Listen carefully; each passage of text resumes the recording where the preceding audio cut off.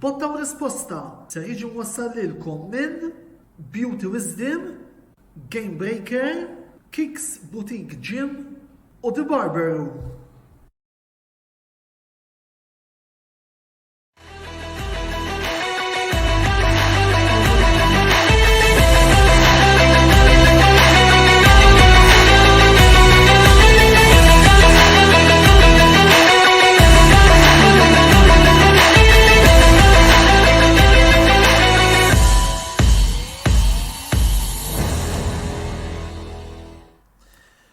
Antonella bada jisemmilkom u jtikom merħba 18 il-program mis-sensiela botta u risposta fejn il-lejla ser nkunu qegħdin nitrattaw il-kampjonat dinji tal-Formula 1 illi spiċċa ftit tal-ġranet ilu u l-intrebaħ minn Max Verstappen u mit-tim ta' Red Bull fejn jidħlu l-kampjonati tas-sewwieqa u tal-kostrutturi b'mod rispettiv.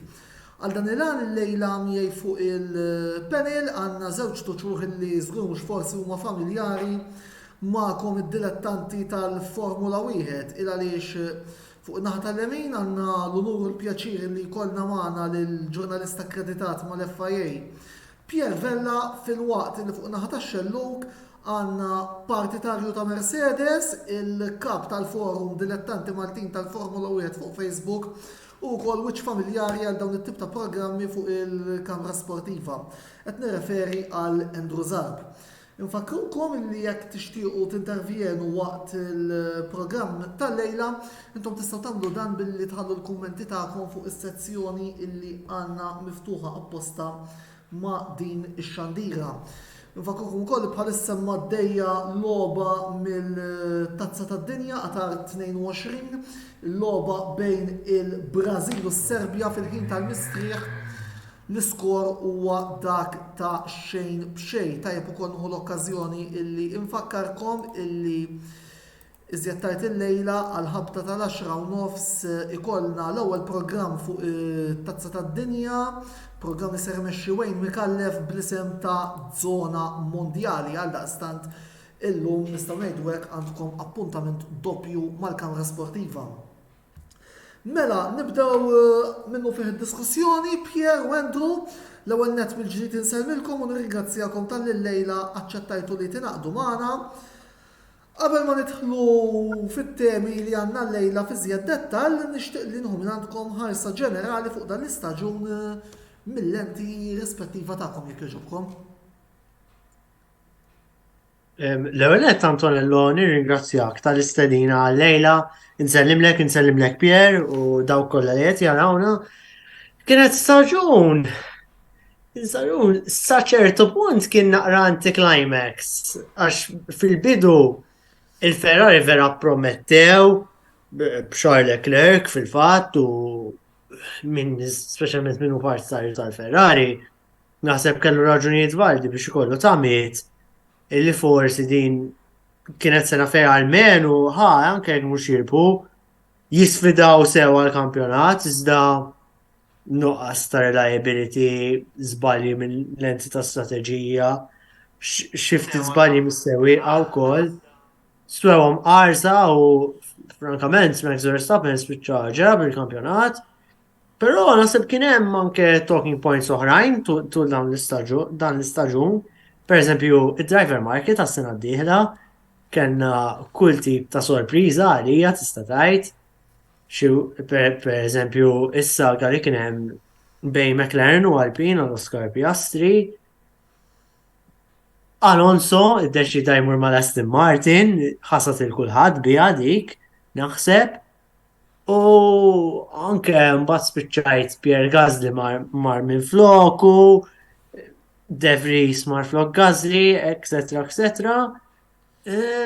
Talking points oħra, George Russell kemm impressjona dis-sena mal Mercedes l-ewwel sena tiegħu fit-tim u kiseb l-ewwel rebħa wkoll tiegħu dan l-istaġun u tajjeb ukoll ninnutaw li dis-sena Carlos Sainz ukoll kiseb l-ewwel rebħa tiegħu fil-Formula 1. Jiġifieri kellek ħafna talking points differenti tul dan l-istaġun anke jekk fl-aħħar mill-aħħar Max Verstappen vera ġera ħarab fejn jidħol il-kampjonat U tajb insemmi li kiser ir-rekord tal-iktar repeats f'staġun wieħed. Pierre, Jek forsi komplimenta naqra li għal Andrew waqt li xena ringrazzjak Antonello pal-jem tal-istedina. Jina biex il verità, għax kważi Andrew kaverja kollox, basaw xeċin repeti li għalu. Bis nasib fattur pozittiv kien il-kambjament ta' regolamenti. Nasib regolamenti kullħat kienet jistennijom dis-sena, konna kullħat snin ta' qabel, isma laqwa li għandek id-DRS ħallik tiġi għall-istrejt u taddi u dis-sena rajna ħafna ġlidiet ravvicinati, ġiviri rajna ħafna karozzi ġu wara xulxin, xaġa li konnina ma naraw. Ġiviri all in all, ġiviri apparti minn Marfej u xiex, nasib dik kienet il-winning point li kena f'da l-istaġun. Wieħed trid iżomm f'moħħu.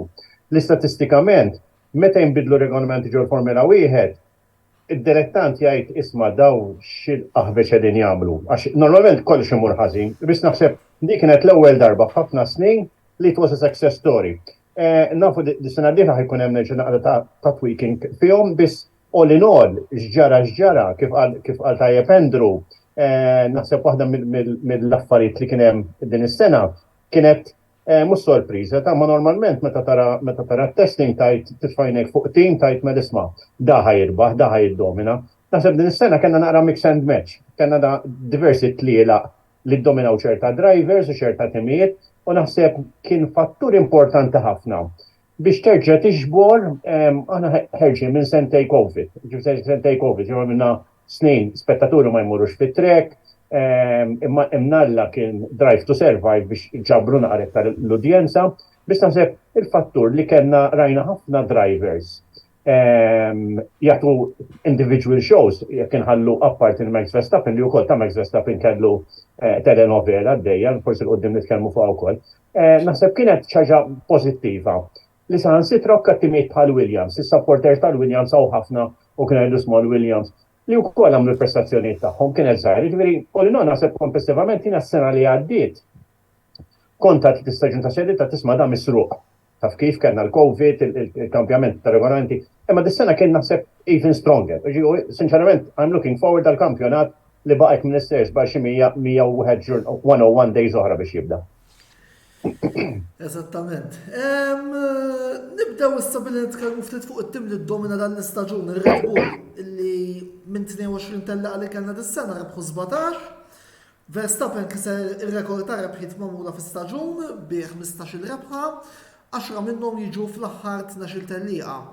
Pierre, stennejt li Red Bull u Max Verstappen kienu se jiġru bil-kampjonat b'dal mod? Le, ma biex għajk il-verità, ma stennejx. Il-Red Bull, tajjeb li ngħidu, ġifieri huwa a force to reckon, ġifieri nafu li l-Mercedes iddominaw dal-aħħar 7 snin, jisu kważi isma' ħadd ma kien ħajersaq lihom, isma' daw qegħdin fuq pjaneta purament differenti, imma naħseb xi ftit jew ir-regolamenti kondizzjonaw l-affarijiet. Kif qal Andrew fl-introduzzjoni, jiena fil-bidu tal-kampjonat qed tisma' il-Ferrari qegħdin hemm u ħajsiltu. Pjuttost li Red Bull kienu l-underdogs fil-bidu, kellhom reliability problem, id-drivers ma bdejx narhom in sync, pjuttost jisom kienu gerfxin. Imma mbagħad taf kif di bħal meta għandek Jack Sopazi, xi ħadd itielek, jgħidlek imma l-istampa minn istampa jgħidlek għalissa, mbagħad ngħidlek ara di l-istampa, inti awtomatikament ħatibda taqgħet l-affarijiet flimkien. Li żgur naħseb ir-Red Bull waħda mill-fatturi li qatt ma kellhom u li they excelled fiha, li they worked under pressure. Jiġifieri qabel ir-rebħiet li rajna Sebastian Vettel kienu letteralment walk in the park kif kienu il-Mercedes l-aħħar snin. Naħseb din is-sena kien hemm pressjoni iktar mis-soltu fl-istess mill-andament tad-drivers u naħseb wokka mill-andament tal-performance tal-karozza. Biss all in all, ifhimha, ma kienx hemm dik id-dominanza ta' kontinwità, imma mbagħad kien hemm id-determinazzjoni li qal isma' it-team has to win. U fil-fatt, ifhimha, ir-riżultat kif semmejt inti hu in-numru ta' rebħiet li għamel Max Verstappen, għafolja kien hemm ċerta tlielaq kont qed ngħid isma' qed titellaq waħdu ma żomma dik storja oħra.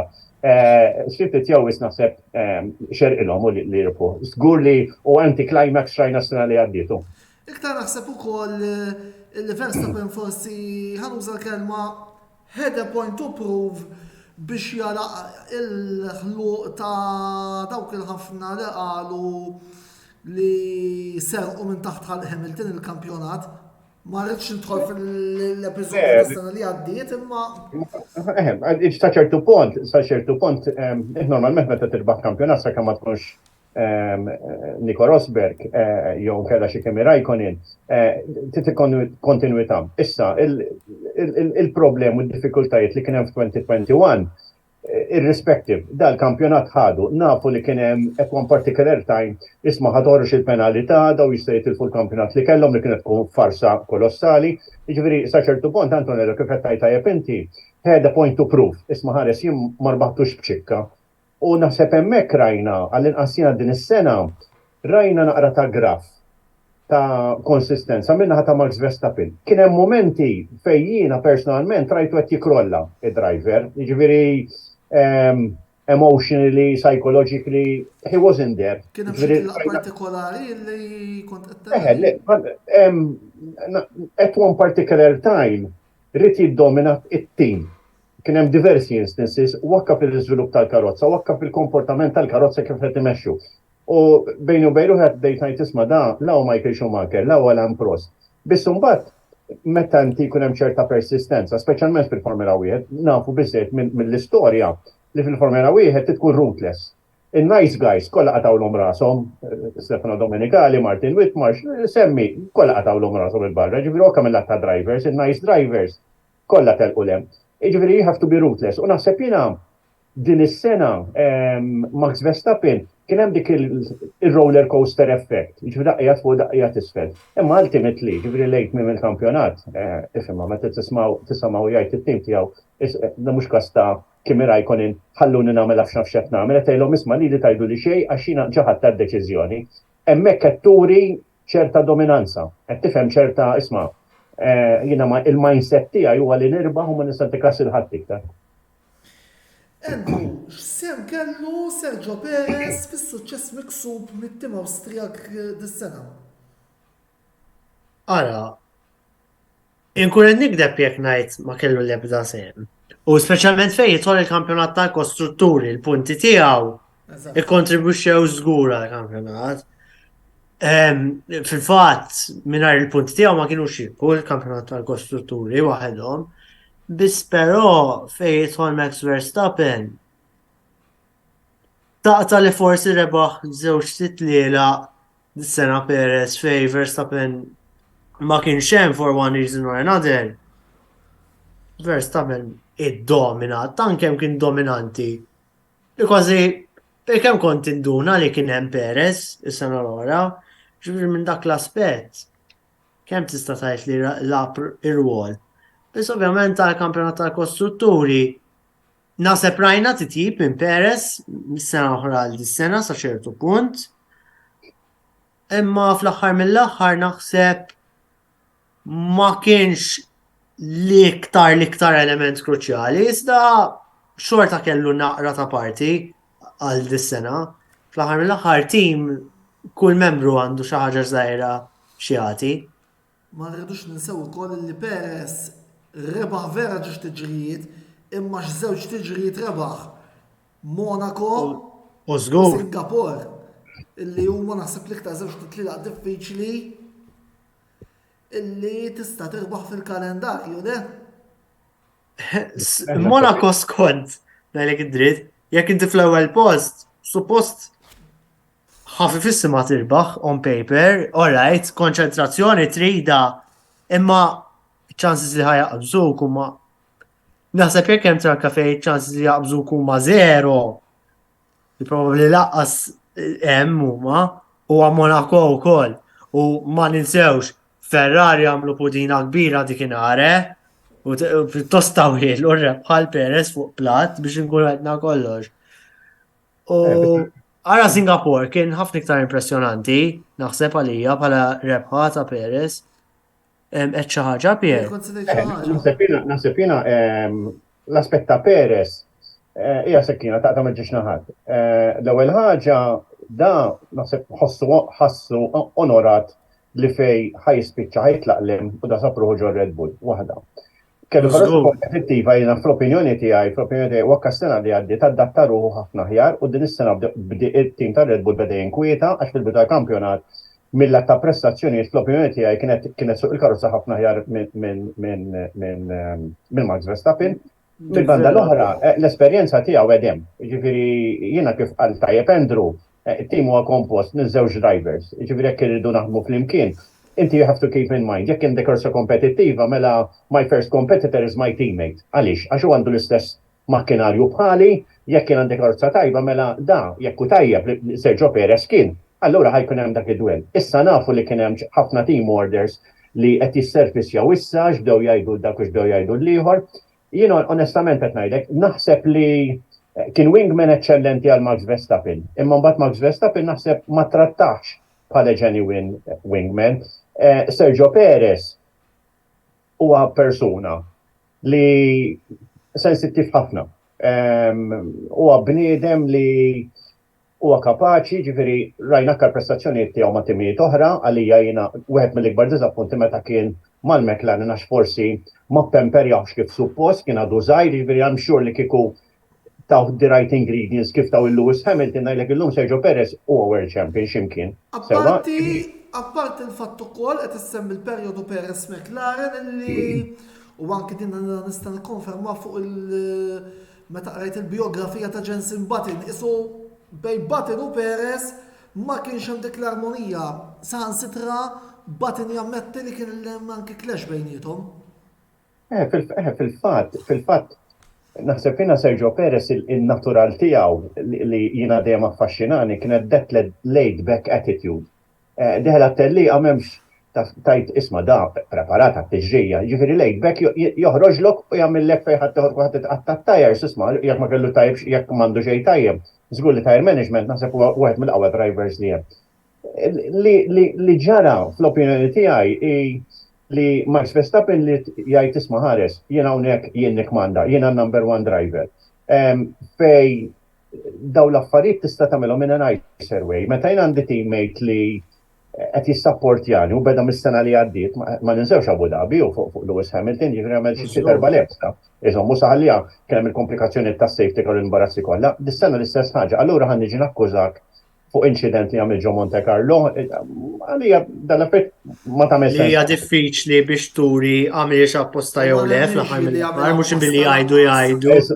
Ħanajlek nisfal Michael Schumacher għamluha, jiġifieri dik il-lista ta' drivers li kien hemm għax inti semmejt Monaco. Monaco l-ħaġa mill-prestiġju li tirbaħ. It-tieni ħaġa titlaq quddiem tajjeb, imma niftakru l-Ayrton Senna qed jiddomina tal-lieqa. Le dik ukoll fil-fatt semmejta l-konċentrazzjoni. Qabel it-tan il-telef kollox, jiġifieri. Biss, jien se nsemmi eżempju ieħor, Damon Hill fis-96 li kien madwar 20 sekonda kif toħroġ mit-tunnel tisplodilu l-Magdareno u għaddiju ċans li jagħmlu l-missieru valli. Ifrima, da wara kollox huwa parti mill-istorja tal-Formula 1, jiġifieri illum il-ġurnata għandek il-benefiċċju li qed tisma' team radio ta' eżattament. Forsi fi żmien l-epoka tiegħi kont tistenna xahar tim ħalli kan joħroġ il-magażin għax il-magażin tajtar dak kienet jgħid. Jiġifieri sorry, dawn l-affarijiet dejjem seħħew. Mill-banda l-oħra, again, di ħaġa li semmejt ftit ilu. L-assertiveness tat-team manager sewwa u ta' wieħed mid-drivers mhux ngħid għax inkella ħajkollok żewġ xissri ġo gallinat. Naħseb hija importanti llum il-ġurnata, għax illum il-ġurnata apparti li għandek karozza tajba, għandek physical fitness tajjeb, u għandek strateġija tajjeb u team management tajjeb. L-assertiveness hija waħda mill-iktar punti importanti. Niftakru f'Nico Rosberg li qal isma' qal jiena kważi rbeħħat kampjonat mhux għax kont aħjar minn Lewis Hamilton, għas psychologically I was better prepared. And it is one of the aspects li aħna kultant fil-Formula 1 ninsewwa li inti ħad toħroġ with a mindset tajt tisma' jiena minnu t-teammate tiegħi Antonello li għandu l-istess karozza bħal tiegħi kapaċi jħendiljani mela mal-ewwel kantuniera toqgħodx tajli għax ħanaddi u ma ngħaddix, ma l-kantunier tinkun qudiemu. And that is all mind preparation, ġifieri aħna kif dejjem ngħidu naraw l-end result it-telliqa fuq it-television, imma behind the scenes ikunu għaddejjin ħafna stejjer oħra. Mela, sa dan it-tant ukoll għandna aġġornament mit-tazza tad-dinja fejn il-Brażil jidher li fetħu l-iskor kontra s-Serbja biss immorru għad-domanda li jmiss li titratta iż-żewġ timijiet li dderu daw l-iktar li huma l-Ferrari u l-Mercedes. Kien hemm ħafna aspettattivi għal dan il-kampjonat iżda sew il-ħomor sew is-Silver Rose spiċċaw kellhom staġun diżappuntanti. X'taħsbu li mar ħażin ġo Maranello u ġo Brekli din is-sena? Pier, fidejk biex tressaq il-kas tal-Ferrari, Andrew il-kas tal-Mercedes. Jina naħseb Andrew fil-bidu semmija wkoll di, naħseb jina il-Ferrari din is-sena, l-ewwel ħaġa ħanamlu ċara, il-Ferrari from conception date, jina kultant inkonsidrom li huma partit politiku.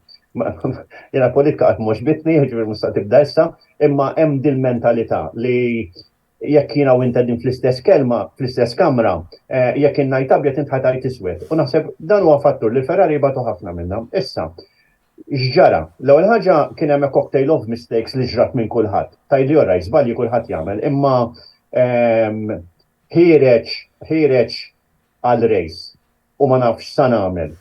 U t-tim, il-driver tajlus, ma nti xiex preferi, xiex li tagħmel. U ma ninsewx li kien hemm improvement qawwi ta' Carlos Sainz. Mis-sena li għaddiet għal dis-sena li Ferrari ħażdithom. U mbagħad kien hemm l-inkubu ta' Mike Schumacher. Li suppost li din is-sena daħal Mike Schumacher, imma x'għamel Carlos Sainz very intelligent li ġab is-Santander, ġab sponsor tajjeb għal Ferrari, għallhom isma' dak ħanġibu neqpaw nek. Nafu l-sena li għaddit, at one time Carlos Sainz najlek kienet isuq aħjar minn Charles Leclerc. Din is-sena kien hemm momenti fej beda jsuq aħjar minnu. Għaliex?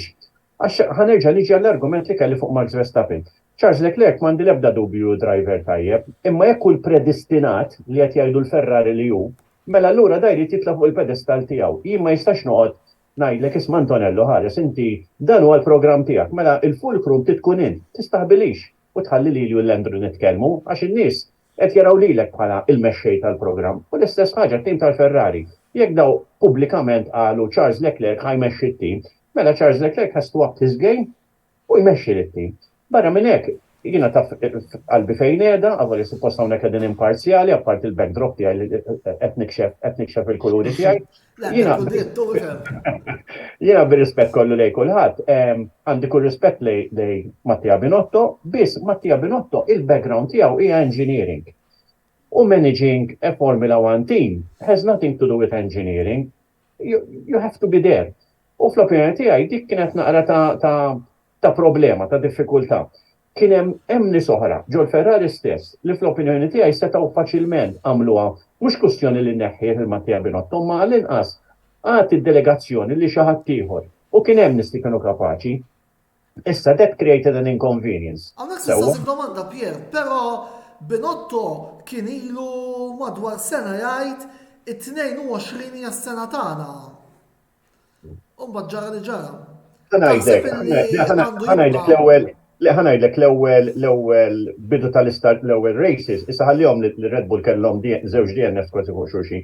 Jiena ma l-ewwel races il-komportament tal-karozza tinsiex li aħna fl-ewwel żewġ races il-vertical oscillation jew il-porpoising ħadd ma kien jaf x'inhi. Adrian Newey, Ross Brawn qalu isma' di suppost meta intom kont qed tistestjaw il-karozza fil-wind tunnel, di kellha toħroġ. U fil-fatt dejna naraw li ċerti tamijiet dit teffettwhom iktar minn ħadd ieħor. Naħseb jiena l-Ferrari at that stage kienu l-aħjar li kienu.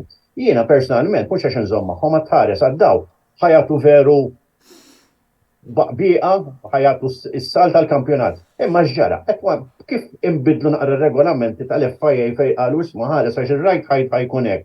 U isma' ħans nipprova il-Ferrari marru l-baħar. Ġifieri letteralment ma qabdu xahar x'kienet jiġri. U kien hemm mhux poġġew bil-qiegħda qalu isma' let's regroup. Le, wieħed jgħid ħaġa, l-oħra jgħid oħra, wieħed iwaħħal f'dik. Id-drivers jafġu. Jiġifieri Case in point Silverstone fejn jiena fil-fema tiegħi u anke minn forsi segwini matul l-istaġun il-videos li ntella wara kull tiġrija ma stajt nifhem qatt li flok it-tim qed jifraħ għax rebaħ Sainz, ħafna batti bekki, Binotto jippunta subaħ lejn Leclerc. Ħanajlek Antonello, jiena at that particular time ħad gost nixxarra bix-xampanja, all right, u għat-tal-inqas, mela Carlos Sainz kienet l-ewwel rebħa tiegħu waħda mis-circus favoriti tiegħi, imma again kif qed tajt inti. Tant kien hemm disjointedness wakka waqt il-press conference tibda tajt imma daw qegħdin ġo art, ġo enemy territory, ġo Silverstone. U tirba, jien niftakar ftit ta' snin qabel, rajt Sebastian Vettel. L-euforija li kien hemm qalb il-mechanics, ġifieri dak kulħadd jgħid ara x'ammilnilhom mill-Ingliżi rbani.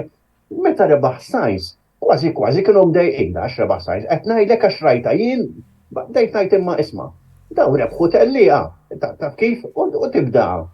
Tara dal-komportamentu. Imma all in all.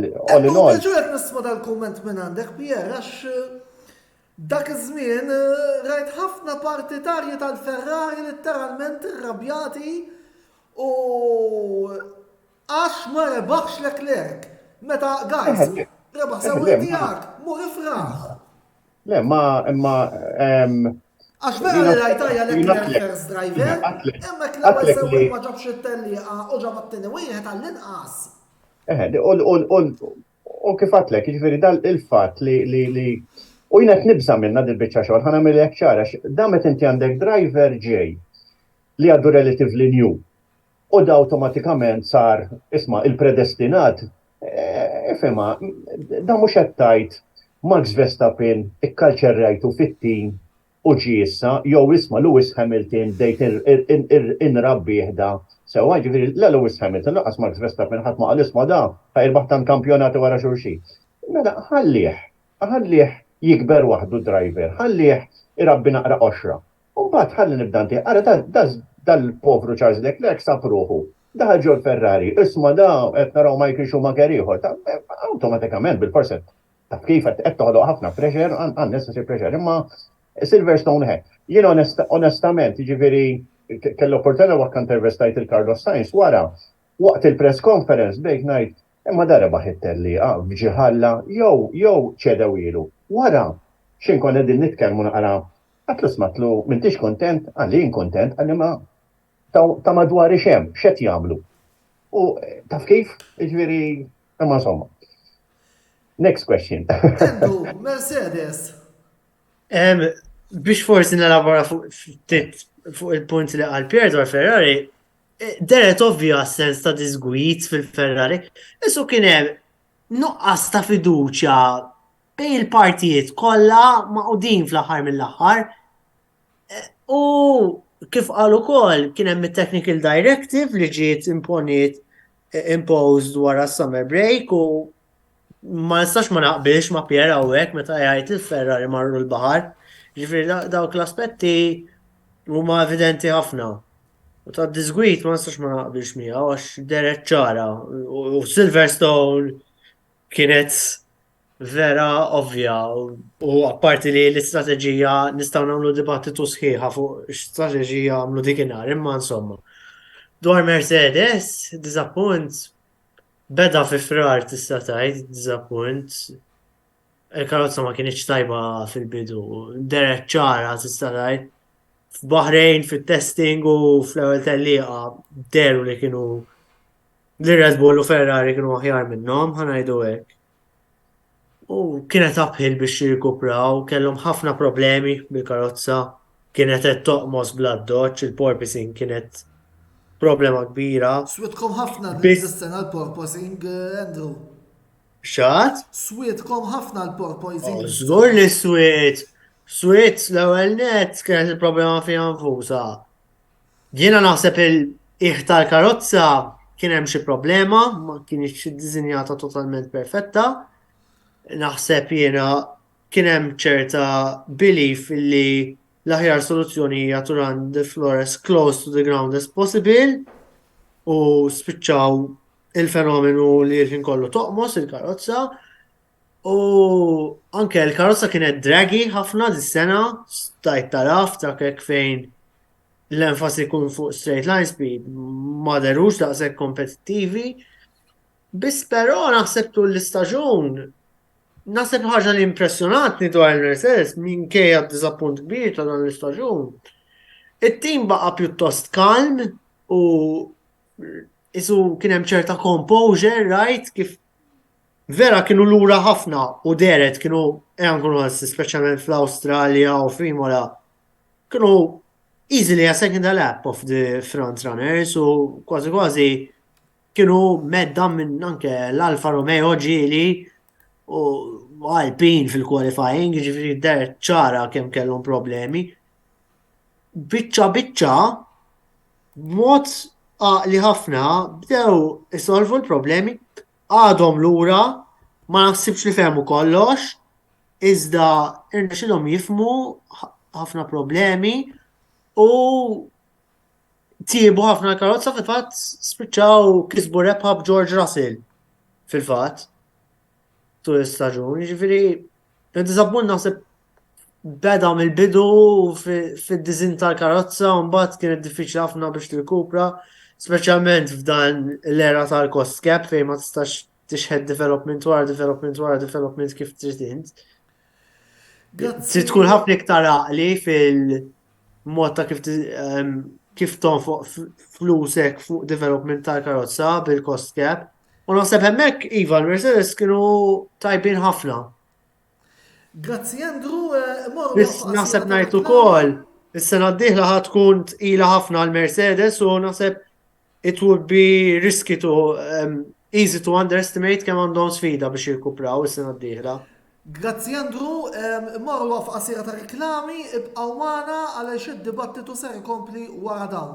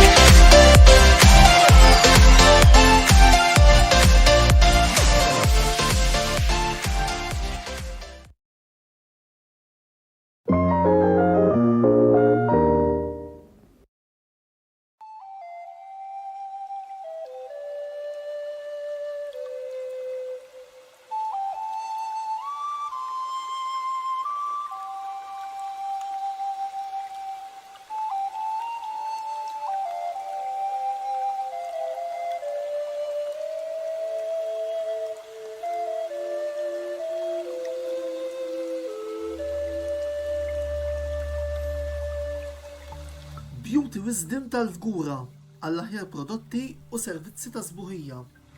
Żuru wkoll Nails by Xarawna fl-istess stabbiliment għall-aħjar servizz ta' trattament ta' dwiefer.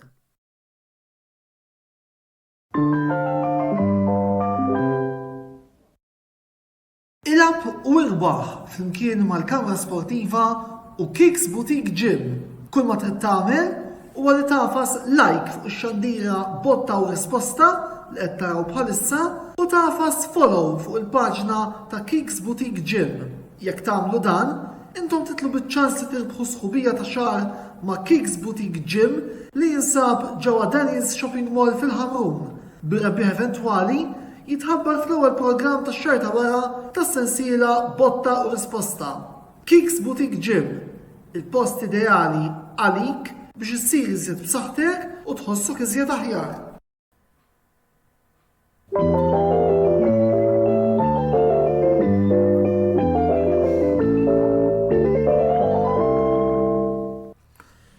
Merħba lura t-tieni parti tal-programm Botta u Risposta fejn il-lejla flimkien ma' Pierre Vella u Andrew Zarb qegħdin nitkellmu dwar il-kampjonat dinji tal-Formula 1 il-intemm ftit tal-ġimgħat ilu.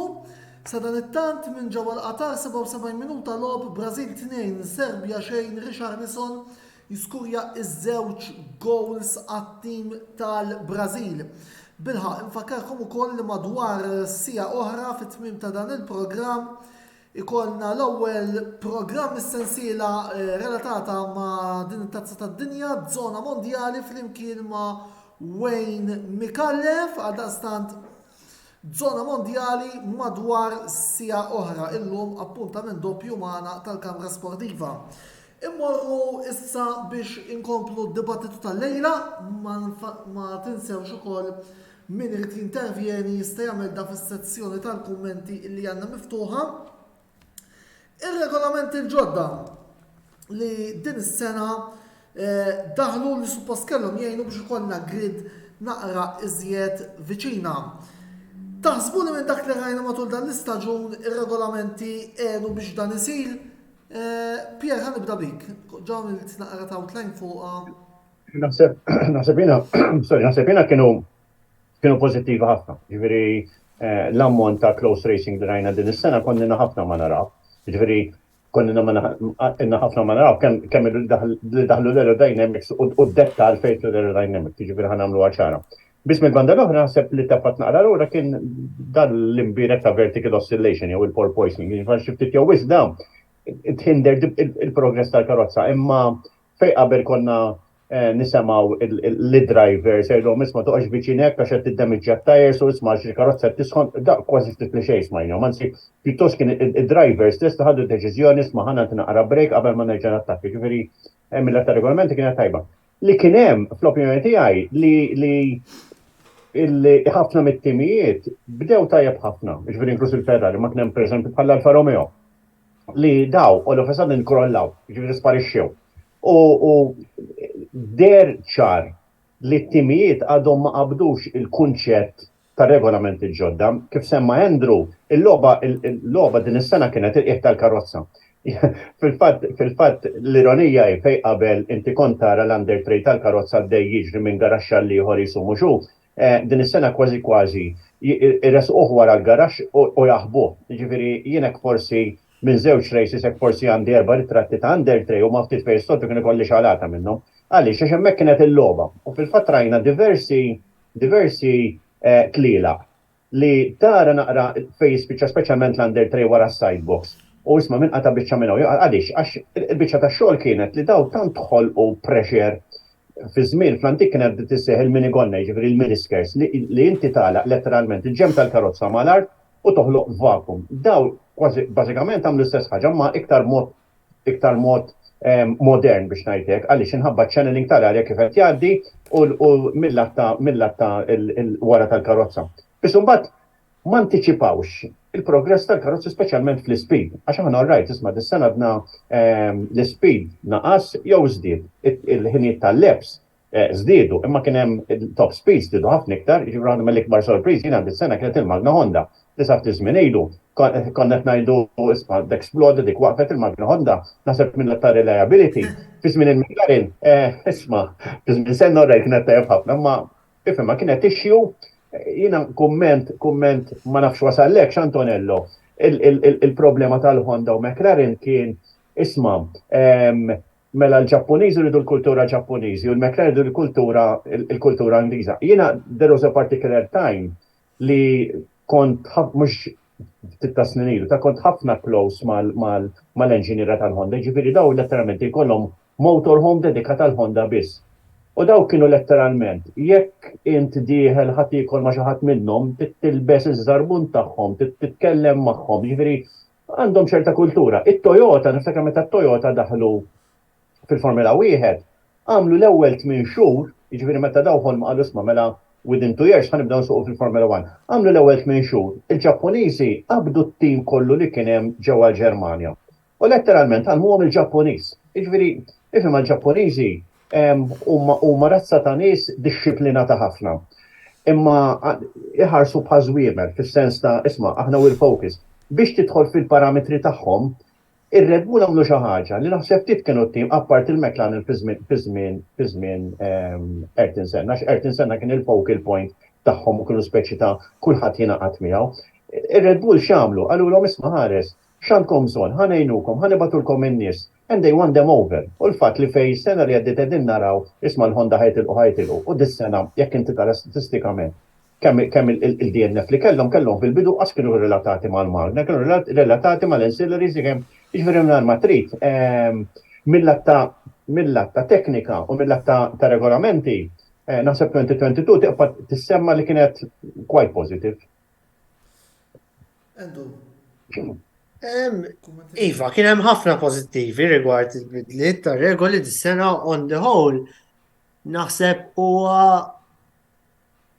postu tajt li kienu suċċess, però ma naħsibx li ma kienx hemm negattivi. Il-pożittivi kif għal tajjeb tant Pier li kienet ħafna ħfef biex issegwi karozza qudiemek bla ma tissogra li tħarbat it-tires u il-magna, eccetera, eccetera. Biss, u jiġifieri following iva u close racing naħseb raja, biss però naħseb mill-aspett negattiv biex attwalment naraw overtake naħseb xorta kien hemm reliance enormi fuq id-DRS. Rajna ċertu tlilaq fej kienet disabled id-DRS u l-overtaking anke b'pace advantage konsiderevoli ma tantx kienet isir faċilment, jiġifieri naħseb sa ċertu punt juri kemm għatem ċertu dipendenza fuq DRS. Negattiv ieħor, għax inti semmejta attwalment li suppost dar regoli kellhom jgħalqu il-field. Fil-verità, iżda naħseb di kienet to be expected.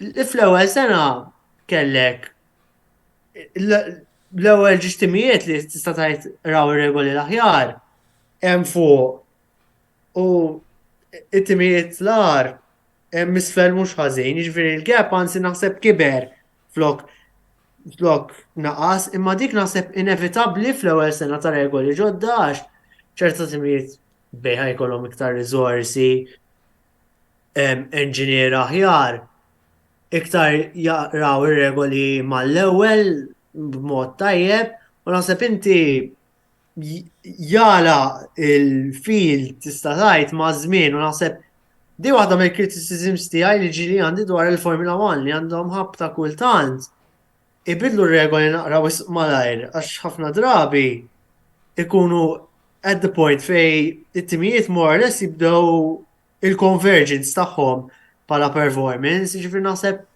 veru li kien hemm field spread dis-sena forsi ikbar minn snin ta' qabel, imma naħseb kienet mistennija u naħseb nippretendi li s-sena d-dieħla tkompli tagħla. Dawk naħseb kienu il-ġiex negattivi on the whole.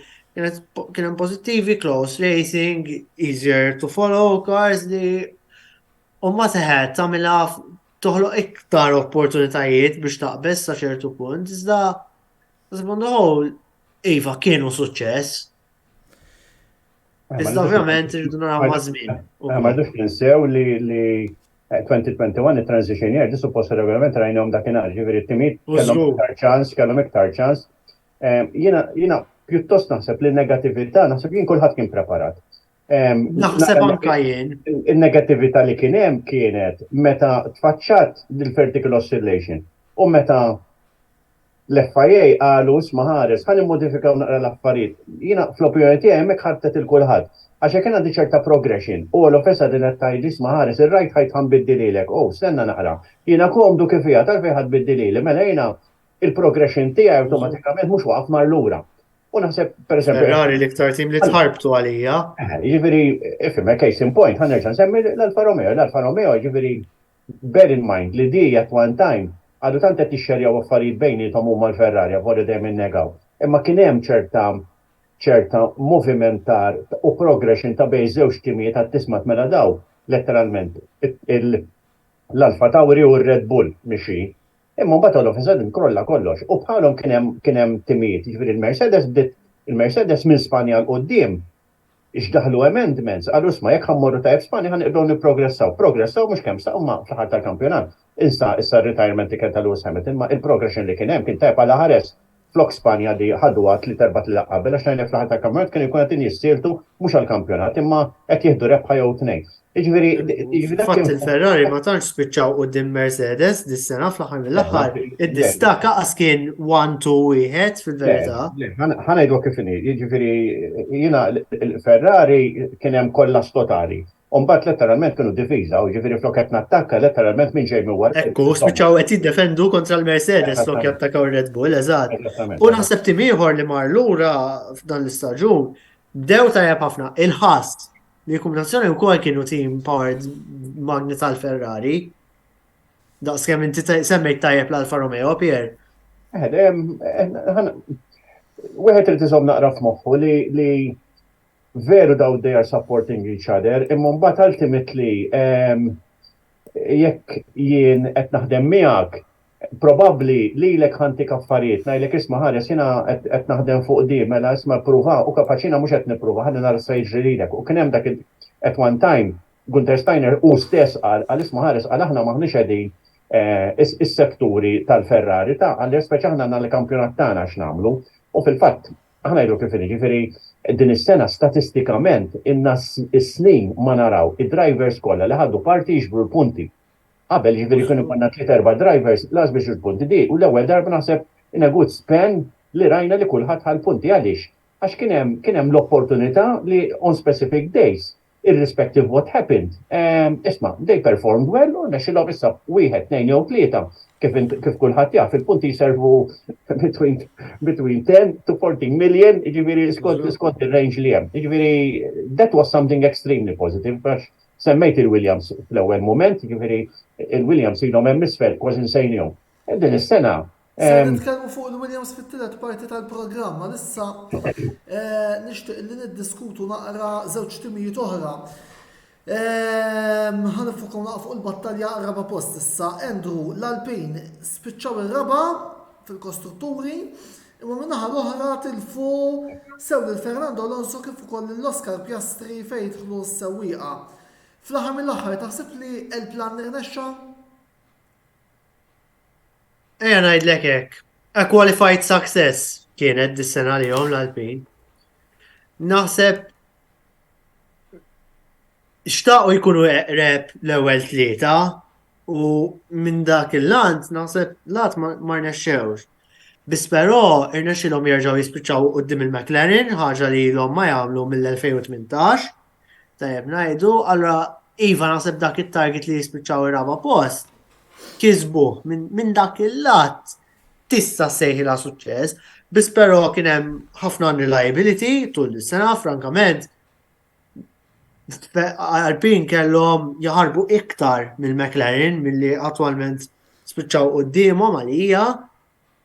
U ovvjament kif semmejt inti hu tilfu l-Alonso u tilfu l-Oscar Piastri. Xi ħaġa mar ħażin biex tilfu daw it-tnejn li huma. Alonso tel ilhom biex imur mal Aston Martin għas-sena d-dieħla. U Oscar Piastri id-dejja istenna tista' tgħid minn naħa tal-Alpin għax l-Alpin għadu jduru jittamaw li Alonso jiffirma kuntratt ta' sena minn għalihom li għandhom negotiating power b'saħħtu daqself, speċjalment fuq Alonso.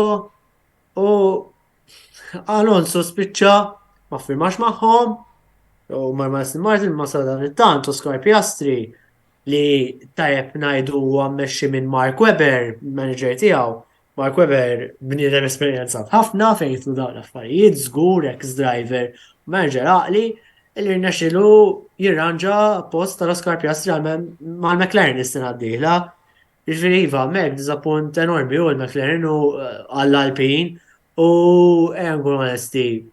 Alright, għadu l-Gasly li huwa diċenti ma kienx il-first choice, ma nistgħux ninħbew warajha. Mhux inbilli s-safna ta' Parsons huwa li Gasly aħjar minn Piastri, ir-realtà rridu lil Piastri. Fl-aħħar mill-aħħar jafu li ħadu l-Gasly għax il-preferred choices ma żlux lilhom. Ġifieri biex kemm Alonso kif ukoll Piastri ma rridhomx. Ma tistax tgħid m'hemmx ċertu concerns u alright.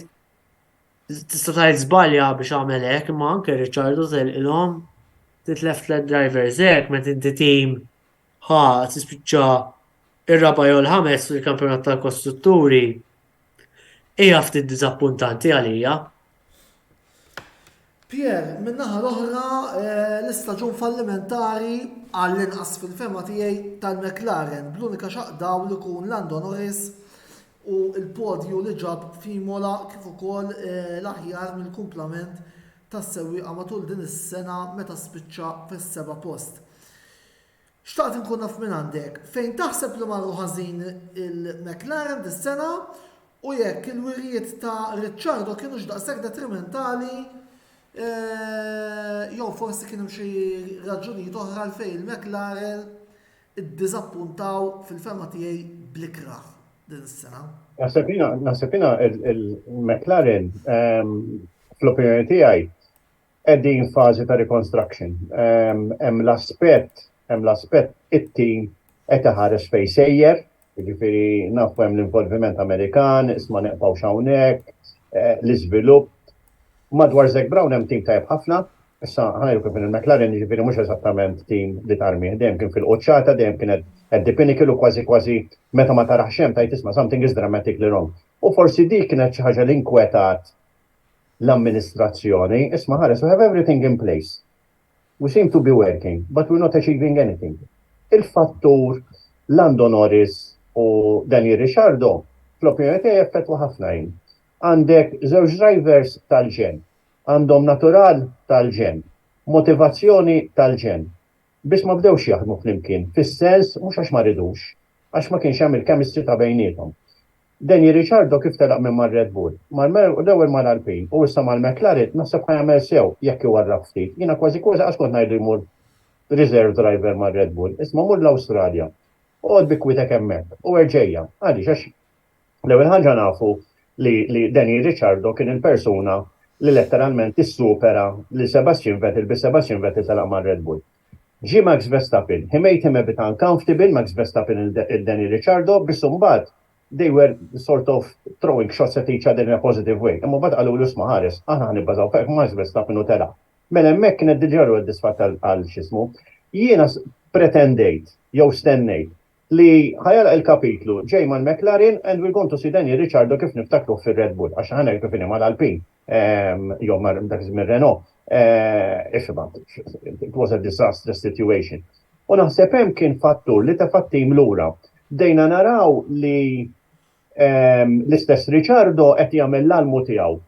Imma bedet jgħid isma' jiena I cannot get to grips mal-karozza u kien hemm fattur importanti ħafna. Jiġifieri li di tajjeb ninsemmuha. Normalment it-timijiet avvolja ma tkunx miktuba black and white, kif jibdew jiddiżinjaw il-karozza jiddiżinjawha għal karatteristiċi ta' driver partikolari.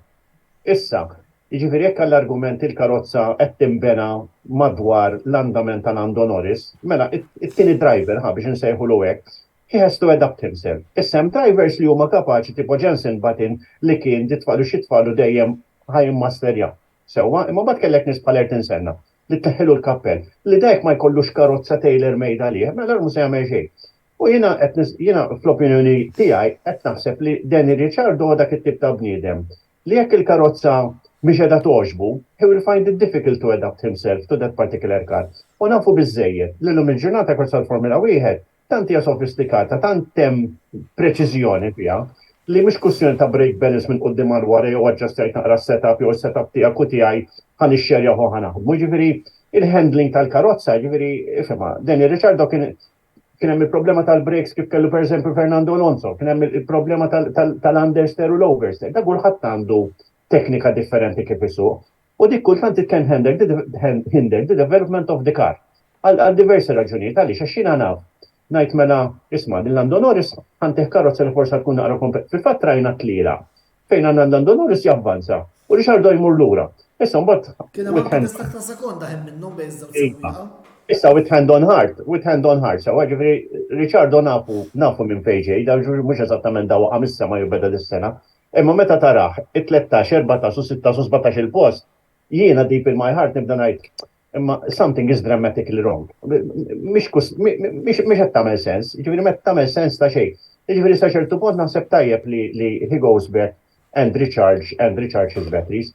Tajd li sa jagħmlu s-sena d-dieħla, jiena m'iniex future teller, imma jiena inħoss li din is-sena il-McLaren kellhom potenzjal kbir immens. Imma ħanerġa' insib l-eżempju tal-Jigsaw puzzle. Kellhom il-biċċiet biex jagħmlu stampa tal-ġen. Imma kif dew ipoġġu l-biċċiet, jiġvakka kien hemm momenti fejn daħlu upgrades. Not in the appropriate circuit. Isma' jekk kienet għandi upgrade li naf li għall-argument ħad taħdim l-ispa. Mela jiena kif qed nittestja ġo Monte Carlo. This is not making sense. It-testja ġo Silverstone, jew ismek għandek għal Monza testja Spa. U dik kien hemm diversi drabi li konna naraw il-ġimgħa jew bir-rejk jew għaddejn bil-high visibility paint, tibda ngħid imma da x'qed jittestja hawn. And that was something which was dramatically wrong. All in all, ma nistawx naffordjaw li jiġi l-kampjonat li ġej u nerġa' naraw it-tim tal-McLaren fejn qiegħed. Ma nistawx. Ġifieri nemmen li llum il-ġurnata it-timiet tal-Formula 1 hemm 5 timiet li if they get their act well, għandna ikollna kampjonat tal-bliħ li ngħidlek kull race naraw a different winner. U naħseb jiena dilettanti dak li jixtiequ. Id-dominanza qatt mi sabiħ, apart meta jiena nżomm mal-Ferrari kont nara l-Michael Schumacher jirbaħ ħadd wara ħadd, imma kien hemm drabi kont ngħid isma' daħ jirbaħ kuljum. U jiġifieri għas Lewis Hamilton volja rebaħ dal-kampjonat kollha wara xulxin kien hemm dak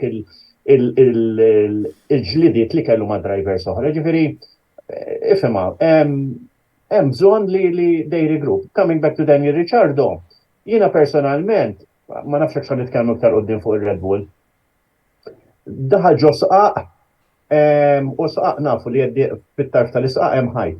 Nispera li ma daħal ġo sqaq ieħor għax ifhem hemm ħafna diċeriji għaddejjin li ħaduh inħabba l-problema li bdejna nitkellmu fuq inħabba biex xogħol ta' Sergio Perez il-elezzjoni li hemm, nafu li ġo l-Brażil tant iġġieldu tajru daw li kienu jisom qegħdin post pubblika u ma stax ngħidlek l-aċċettivi kif kienu. Jiġifieri jista' jkun hekk, but definitely Ricciardo has to go away, recharge his batteries. Mux kustjoni tal-winter break, he needs more than that. Għax il-driver bħala sewwieq, I think he has a lot to offer u naħseb jiena wieħed mill-isbaħ karattri li hemm ġol Formula 1. Jiġifieri da he makes time for jiena l-aħħar li tkellim miegħu kien Joe Silverstone kien ħereġ għal practice 3. Letteralment waqqaftu u għamilna 5 minuti impaxxu bada tusma triltu mus-suppost għalli ġifieri he's that type of person fej drivers oħra firma kważi qasbis jinjoraw. And we need, and he's a public person, he's taf kif akka tal-intervisti tiegħu, jiġifieri naħseb dak tip ta' atteġġament, speċjalment ma' l-ispettaturi, huwa importanti li jkollok dak tip ta' karattru fil-Formula 1. Tajjeb, grazzi Pierre, semmuħu għal fuħra ta' reklami madwar 2 minuti u nirritornaw għall-aħħar parti ta' dan il-programm. Ibqgħu magħna.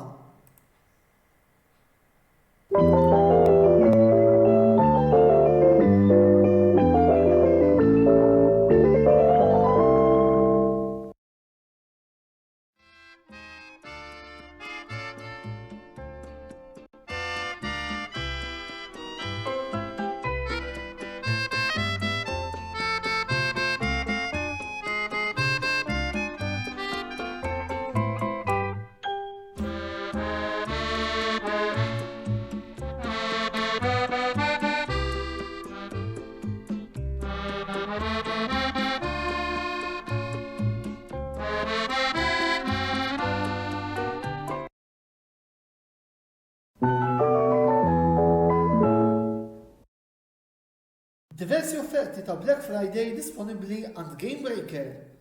Żuru l-ħanut tagħna ġewwa Bil-Kirkara u gawdu mill-aħjar offerti li qed noffru matul dan ix-xahar ta' Novembru fuq diversi logħob tal-PlayStation 4 u 5 kif ukoll fuq diversi aċċessorji relatati mal-gaming.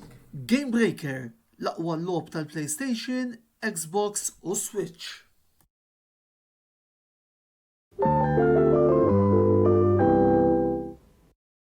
Ilab u irbaħ flimkien mal-kamra sportiva u Kicks Boutique Gym.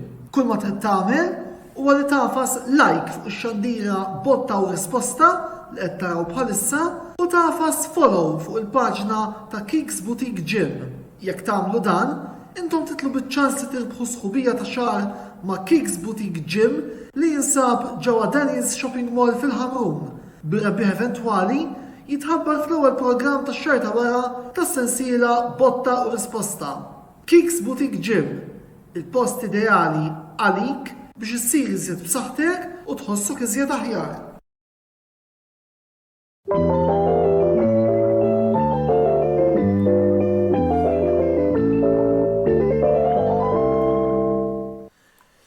Merħba lura t-tielet u l-aħħar parti tal-programm Botta u Risposta fejn illejla flimkien ma' Endur Zarpu ma' Pierre Vella qegħdin niddiskutu il-kampjonat dinji tal-Formula 1 illi spiċċa ftit tal-ġranet ilu. Nfakkarkom li jekk hawn xi ħadd li jixtieq jintervjeni jista' jagħmel dan billi ħalli l-kummenti tiegħu fis-sezzjoni illi għandna marbuta ma' din ix-xandira. Riżultat finali minn ġewwa l-Qatar Brażil 2 Serbja 0. Iżjed fuq it-tazza tad-dinja madwar nofsija 40 minuta oħra meta jibda l-ewwel programm tal dan in-netwerk minn li rigward appuntu il-tazza tad-dinja li hemm bħalissa għaddejja fil-Qatar, il-programm Żona Mondjali immexxi minn Wayne Micallef għal daqstant. Illum se nżommukom naqra overtime wara dan il-programm, imma ninsab ċert li Wayne qiegħed bħalissa kull qed jipprepara l-aħħar preparamenti, għandu naqra materjal interessanti x'jgħaddilkom għal programm appuntu Żona Mondjali. Formula 1 u issa se nitkellmu fuq iż-żewġ sewwieqa Ġermaniżi li se jħallu il-grid li huma Mick Schumacher illi inħass għażlu li ma jikkonfermawx u Sebastian Vettel illi irtira mill-isport appuntu nhar il-ħadd li għadda wara l-aħħar tiġrija. Andrew, ħanibda bik.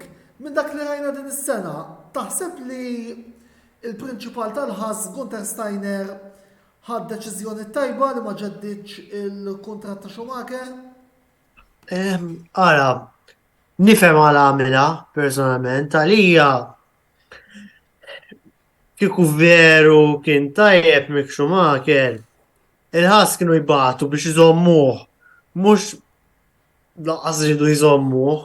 Ġifieri għalija Mick ma nemminx li għamel biżejjed, u ħafna forsi ma jaqblux miegħi meta ngħid dan, ma mhix biżejjed biex jżomm postu fil-Formula 1, kien crash prone ħafna, inkonsistenti, u ejja nkunu onesti. Jekk vera kien sewi ta' stoffa, kont nippretendi li l-Magnussen jiddomina ħafna iktar milli għamel. Qualifying speċjalment ir-rekord ta' Mick kontrih it-tlef tal-ottu bid-desired. Vera li fit-tliela head to head in races meta t-tnejn huma spiċċaw kien 9-6 favur Mick Schumacher, iżda mbagħad titqis li Schumacher spiċċa fil-punti biz darbtej, waqt li Magnussen 6 darbiet. Ġifieri fil-verità, issa Magnussen mhuwiex ħażin, tifhmu mhix ħażin, imma hemm raġuni għalfejn mhux qiegħed ma' top team fl-aħħar mill-aħħar ukoll, jiġifieri għalija naħseb naqbel mad-deċiżjoni ta' Steiner li neħħih il-Schumacher. Jien għalija naħseb kien mismanaged Schumacher mill-kamp tiegħu, naħseb u anke mill-Ferrari. Jien kieku kont il-Ferrari qatt ma kont nitfgħu mal-ħass in the first place għalija kellhom jixtuh mal-Alfa Romeo. Naħseb Fred Vasseur huwa aktar forsi team principal li jaf joħroġ il-mentoring ma' driver waqt li Steiner ma nasibx li huwa dak it-tip ta' persuna. U wkoll naħseb kieku vera kien tajjeb jew għamilha tajjeb biex iżomm postu fil-Formula 1. Naħseb il-Ferrari kienu jagħmlu ħafna iktar sforz biex dan jibqa' fil-Formula 1 u evidentement m'għamlux. Allura naħseb on balance m'għamilx biżejjed Mick Schumacher biex iżomm postu u naqbel mad-deċiżjoni ta' Steiner li neħħih iva. Pierre, minnaħa l-oħra, kemm ser jitlef l-isport bitluq ta' Sebastian Vettel. U ma nafx forsi għandek xi esperjenza miegħu li tista' taqsam magħna. Naħseb jiena biex ngħid il-verità kont sorpriż l-attenzjoni kollha fuq il-departure ta' Sebastian Vettel. Sebastian Vettel ħad kont għalek storja ħelwa. Sebastian Vettel naħseb kien wieħed minn dawk id-drivers issa nista' ngħid. Rajtu jibda u rajtu jispiċċa. U qisu sa halfway issa kemm kien mal-Ferrari kien ir-reazzjoni tajba ħafna waqt għandi. Ma ngħidlek x'inhi l-istorja ħelwa.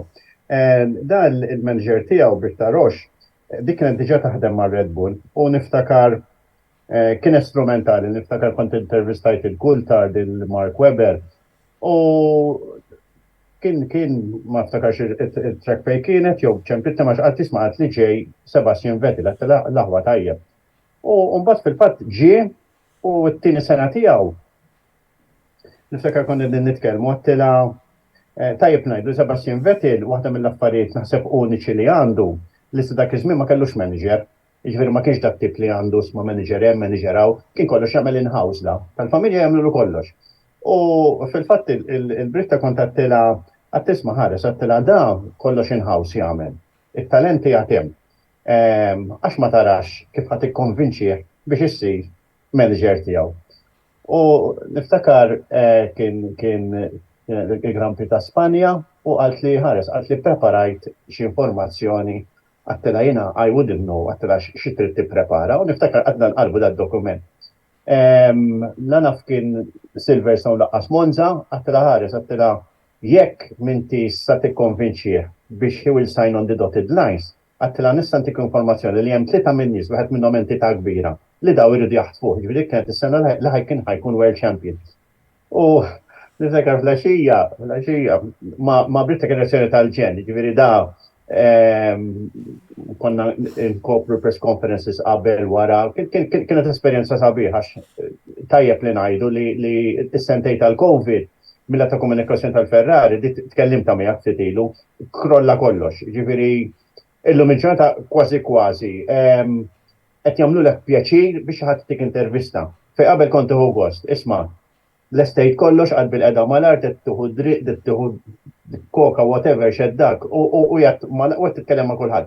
Dispiċċat issa, ġifieri dispiċċat kważi jisi kulħadd għandu l-pestem ġew, ġifieri communications inqata, jekk ġifieri xi ħaġa li nispera li terġa' tibda jien naħseb l-aspett uman huwa importanti ħafna. U jiena Italija di kienet huma affarijiet li nista' nsemmilek episodji ma' nies partikolari li jibqgħu f'moħħok daw u da tkun direttant ta' ċerta sport partikolari u jkollok dak tip ta' kuntatt. U niftakar insomma di batit li kienu x'għaxin kwarta bil-lejl għalt li I've just managed him to sign on the dotted lines. Għattela good shot.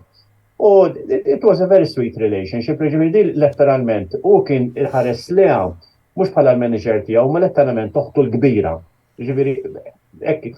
U naħseb u ħadem mill-affarijiet għamil żmien. Għamil żmien fejn kont nieħu pereżempju r-ritratti. U mbagħad ngħid isma' 2 jew 3 races wara meta mor nġibhom iffermati. U niftakar kelli ritratt fejn kien hemm Sebastian Vettel, kien hemm il-fiżio tiegħu u kien hemm di Britta. U għat-trisma tagħmel li pexert li ġibu l-iffermat. U biex jisjaw nofsu jew satej wara ġiet qalt li hawn, taraw x'għamilt jien. Qalt li tajt li qalt li saqsil Sebastian Vettel. Għattela dal-firem kollha għallax mhix fer li ħan iffirma jiena, raġel il-Britta jifferma u l-fiżjo wkoll jispiċċaj dar ritratt bitlet firem fuqu. Biss naħseb jiena irrealizzajt kemm Sebastian Vettel u bniedem bis-sens, jiena mhux ħanidħol Azerbajġan x'għamel ma' Lewis Hamilton, għax hekk tiżbalja darba fil-ħajja tiġġudikanix fuqha, anzi jgħid isma' Piera li x'għamel hekk dakinhar. Naħseb qasam għal kulħadd meta mit-Charlie Whiting il-Silverstone għamlu memorji għalih u niftakar kien il-ħamis u kelli xorti li attendejt. U kien hemm presentation minn Lewis Hamilton, minn Sebastian Vettel u kien hemm xi driver u mhux mill-Formula 1. U da Sebastian Vettel il-mod kif tkellem, il-presentation li għamel li ċaqlaq il-kulħadd. Jiġifieri da tant ħareġ messaġġi pożittivi minnu li kienet ċaġa fantastika. U niftakar kif speċjalistejna u ħaġa oħra, għaddarit inwaqqaf ħankellmu jien. U ġiedin nitkellmu u niftakar kelli kemm il-mara miegħi wkoll tiegħi għatlu ħares għatlu tinsix li għad għandek il-birthday. Għalli hekk il-mara tiegħek għandax il-mara tiegħi u jixxerjaw l-istess data mhux l-istess sena imma. Imma dakinhar il-mod kif tkellem wow. Dal-bniedem, he's not just a world champion, he's a very sensitive person. U naħseb fil-Formula wieħed xi ħaġa diffiċli li aħna nesperjenzaw l-aspett uman. Aħna naraw id-driver libes niżillek il-visor ħareġ hemm barra u għalik id-driver bħal kwalinkwa sport ieħor li isma' jirbaħlek ir-race. Met inti tara the other side of the coin, jiena niftakar ma' Michael Schumacher, darba minnhom ġo Fiorano, xita niżla. Qegħdin ġo il-Lancia Station Wagon Silver u għamilna close to half an hour nitkellmu fuq it-tfal, fuq it-trobbija ta' tfal u fuq kemm ir-responsabilità. Huma momenti li tirrealizza li dawn huma nies bħalna. Jiġifieri veru qegħdin hemm biex jirpu u aħna nċaxkulhom isma' kemm hu driver tajjeb, but basically there's a human being like each and every one of us. They have feelings, they have a family, u naħseb jiena Sebastian Vettel kien koraġġuż biżżejjed li avolja żamm ir-reservezza tal-familja. Fatt naħseb minn darba sa darbtejn kien hemm il-familja tiegħu preżenti. Jiena niftakar 2018 intqajt mal-mara tiegħu waqt function li kellna u għattila speċi ta' kif ma tiġi kif iġi ħatir, qalt li għax Sebastian ma jridx li aħna nkunu. And then that in a way is something nice. So ġifieri wara kollox daw qegħdin in the limelight 24 sija kuljum. Ġifieri kulħadd jibbombardjahom id-domandi u kultant it becomes pathetic. Jiġi da ifhimhom. Ikun irid xi ħaġa a bit of reservation u taf kif, imma mbagħad il-fatt li jkun hemm momenti meta jaqsama man-nies, it is something wonderful. U jiena lek ngħid, jiena ma niffoljoja l-ebda sport ieħor, imma kuntent li niffoljoja Formula 1 għax għamil Formula 1 tallimt ħafna. Tallimt mhux mill-lat tal-ispett tekniku u spettaklu, imma naħseb jiena wakka mill kif tiżvolġi l-ħajja tiegħek, da rridu nżommu f'moħħna li unlike other sport, jew forsi ftit li hemm, dejjaq li sejra x-xogħol u jista' jagħti l-kassa qasir ritorna lura, għax se jkollu barra ma' kulħadd inċident, taf kif, jiġifieri his career can end just like that. U naħseb dak huwa aspett li we should keep in at the back of my mind kull darba nagħtu tal-Formula 1. Mela, se nitkellmu issa fuq tim ieħor li hawn Malta għandu diversi partitari u ġob kien se jitkellem fuq Pierre qed nirreferi għat-tim tal-Williams. Taħsbu li dis-sena t-tim ta' Just Capito għandu jkun sodisfat bix-xogħol li jagħmel? Jiena naħseb li with hand on heart iva. L-ewwel ħaġa Alex Albon naħseb he uplifted it-team sew. Ma Latifi ifhimha, ma rridx ngħid li l-flus qegħdin jitkellmu. Biss jiena kont wieħed li għad kif rajt id-dinastija Williams żarmaw u għad taf kif jissuspeċi ta' il-leġenda ta' dat team spiċċa. Biss naħseb waħda mill-affarijiet tajbin li għamlu li żammew għaddejja dik. Avolja hemm rappreżentanza ta' ħadd mill-tal-familja Williams, imma dik id-dinastija żammewha. Ġifieri int normalment rajna nedu Red Bull case in point. Jekk aħna mmorru lura statistikament hemm xi 4 jew 5 teams u kollha nsejnihom. Kultant ġak kien inċagwa, isma' case in point Austin Martin kien hemm il-Force India. Jiġifieri il-Mercedes Pierre. L-istess ħaġa hemm. Jiġifieri met inti tara żammew continuation, I think that is something very good. Għaliex għax inti forsi mill-att ta' negattività jekk kien nħares lej team ngħid darba snin ilu ta' beda, fil-fatt ma kunx beda darba snin ilu, kun beda kważi 20 sena ilu. Jiġifieri l-istess ħaġa kif qed insemmu Red Bull, qed insemmu l-Alfa Romeo, qed insemmu l-Mercedes, kollha daw. L-istess Alpine. Ma ninsewx illum il-ġurnata qed nitkellmu statistikament. Għalhekk l-ewwel għamilt referenza għal McLaren, għax il-McLaren flimkien mal-Ferrari issa huma l-uniku żewġ teams li bdew McLaren u baqgħu Ferrari, bdew McLaren u baqgħu McLaren u bdew Ferrari u baqgħu Ferrari. Ġifieri that is something very important. U naħseb fatti Pierre biex ninterrompik nħobb nagħmel paragun mal-futbol ngħid il-McLaren u l-Ferrari ishom il-Liverpool u l-Manchester United jew l-Inter u l-Juventus. Antonello, skużani ma nistax nikkummentari Andrew probabbli fehmu l-punt imma Fimtek. ċerta storja u żammewa. ċertu storja u ċertu anke rivalità bejnietom. Pierre. Naħseb jiena il-legacy tal-Formula 1 jina demek ngħid isma' il-Formula 1 moderna kif tissejjaħ bdiet fil-1950.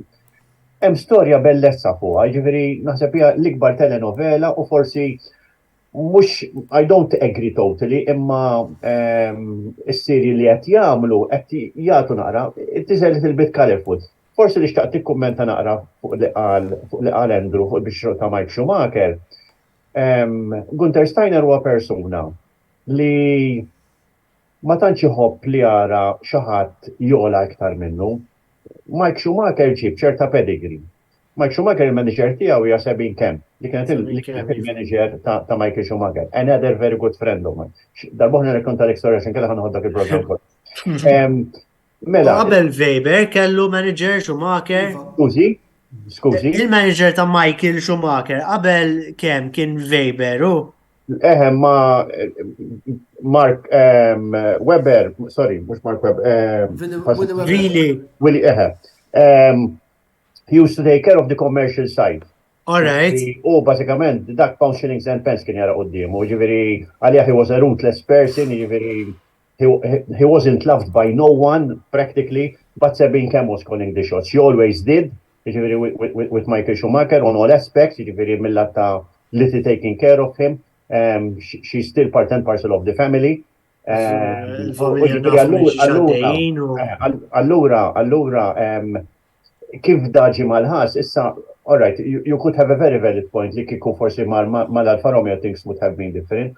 However, dik kienet ċaġa li Gunter Steiner turtaħ fis-sens, isma da, he's becoming bigger than the team. U naħsebina, blebda disrespect li Gunter Steiner, ta' ġifirina jekk at managing the team, mela isma ħares, mela jien il-captain, tipruvax, u naħseb dik kienet fattur. Issa l-prestazzjonijiet tiegħu l-ewwel xogħol meta kien ma' driver Russo, ma' Nakita Mazepin. Efrema, tfajt ġiex titfall ġo playpen. Ma' Kevin Magnussen għandek benchmark. Ġifieri Kevin Magnussen, he was proven ġie u bil-prestazzjoni dew ġejjin. Mela allura dawtu għazdazadin Mike Schumacher għallu isma' ġbin, you have to up your game.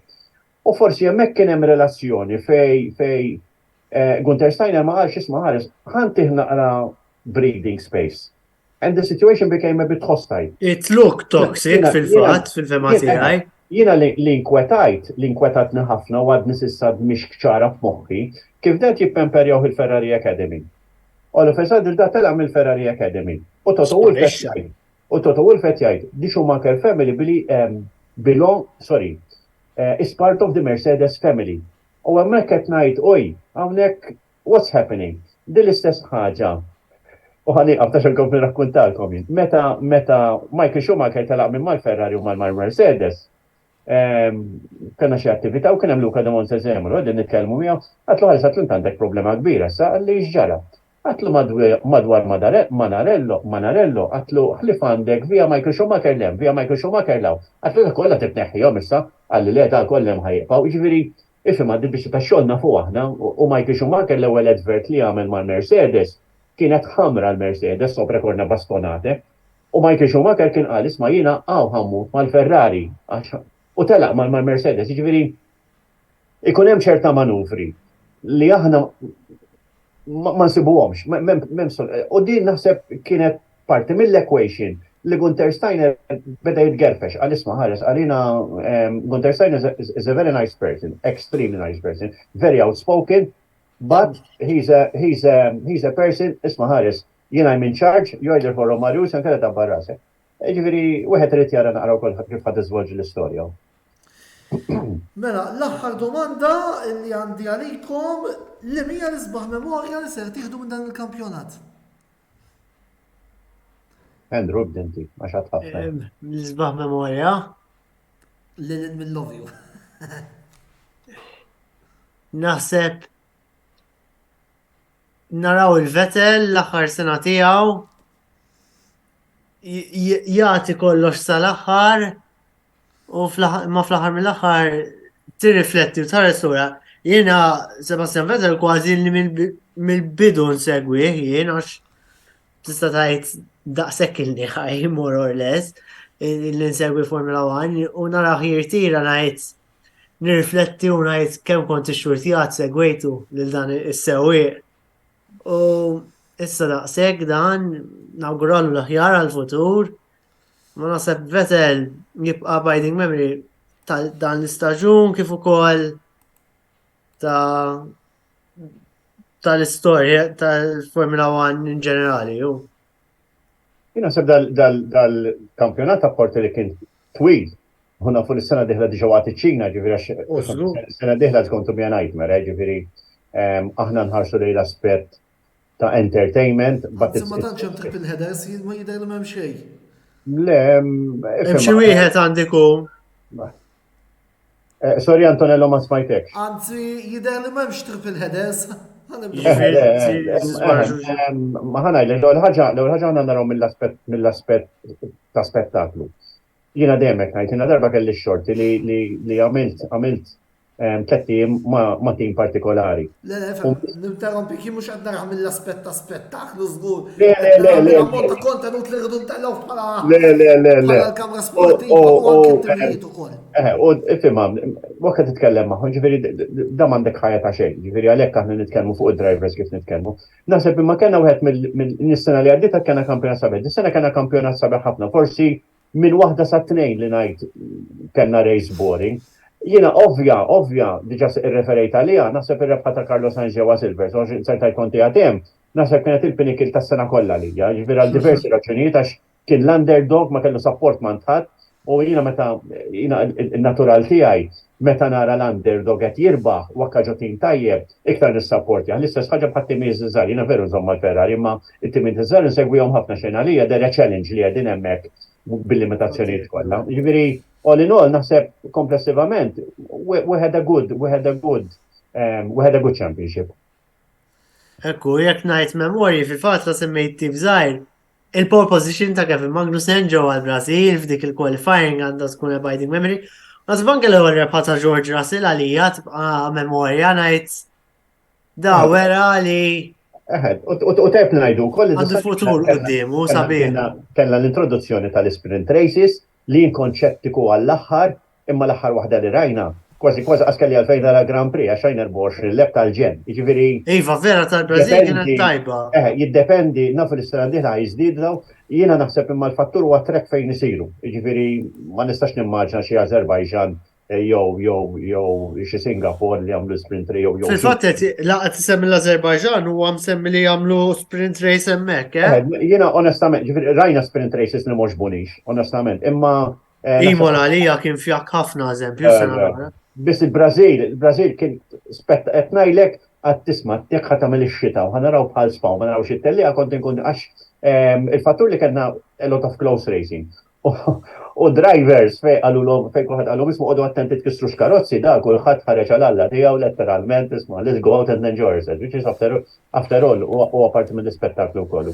Jiena minn ħatijaj ma tantx hemm xi affarijiet li forsi nista' nieħu minn dal-istaġun, forsi l-pole position ta' Magnussen, il-podju Imola ma tantx qed nara xi affarijiet illi nista' nieħu forsi Miami imma xemm raġuni personali warajja imma mhux qed nara il-fake marina li nibqa' niftakar ta' Miami.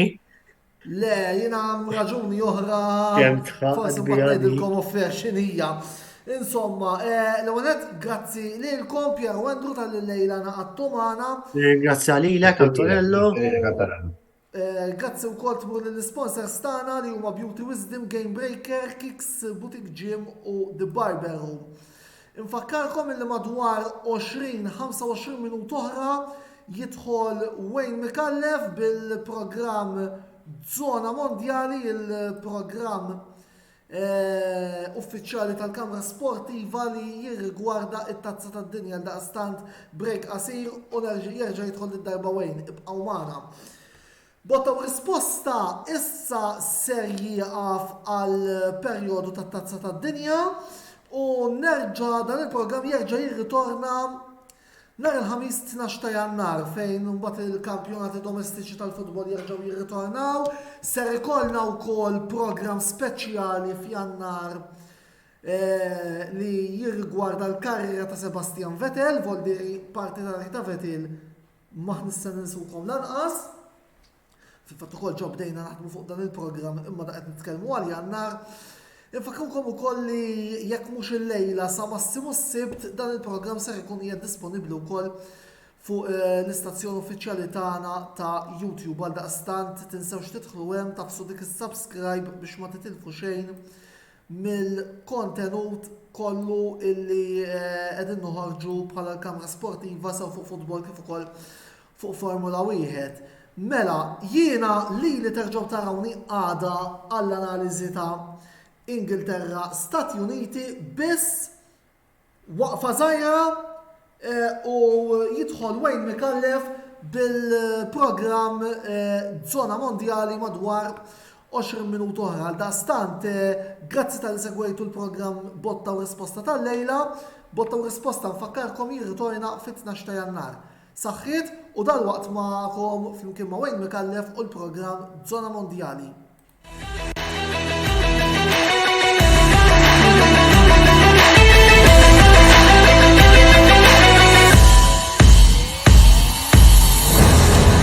Botta u Risposta ġi wassal lilkom minn Beauty Wisdom, Game Breaker, Kicks Boutique Gym u The Barber Room.